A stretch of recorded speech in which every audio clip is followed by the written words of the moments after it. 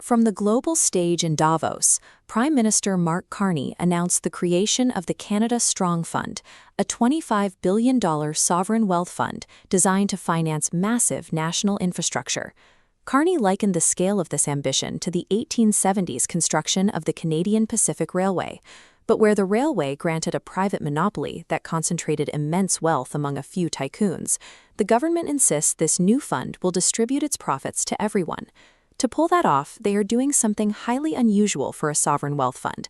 They are rolling out a retail investment product, asking everyday citizens to buy in directly using their personal savings. The pitch to the public is simple. Invest your money, your original capital is protected from losses, and if these national projects succeed, you get a share of the financial returns. A grand, multi-billion-dollar buildout is now on a direct collision course with a tapped-out public that economists warn has almost zero extra cash to invest. To understand why Ottawa needs to build a $25 billion war chest right now, you have to look at the macroeconomic pressures closing in. With the U.S. trade relationship growing unpredictable ahead of the 2026 CUSMA review, Canada is scrambling to secure its own economic sovereignty. That requires pivoting aggressively toward the Indo-Pacific region. By expanding trade in Asia, the government hopes to dilute its historical reliance on the American market. Financing that level of independence takes immense domestic capital.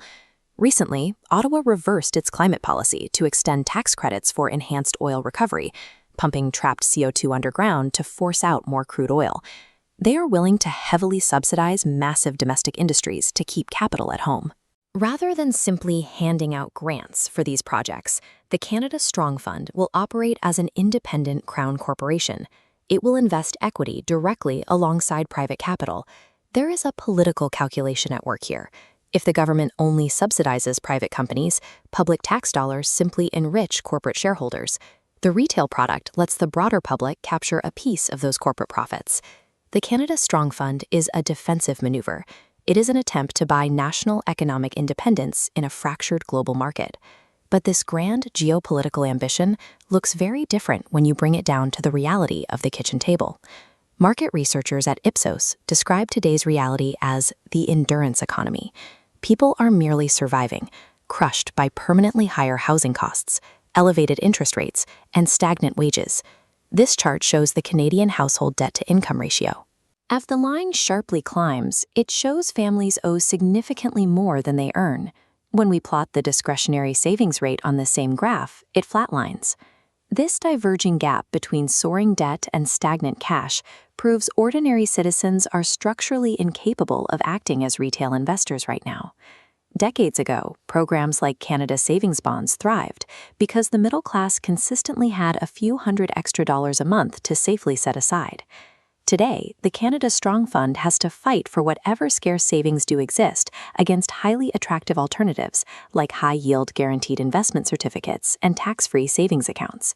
And it must do so while fighting against historically low public trust in government financial products.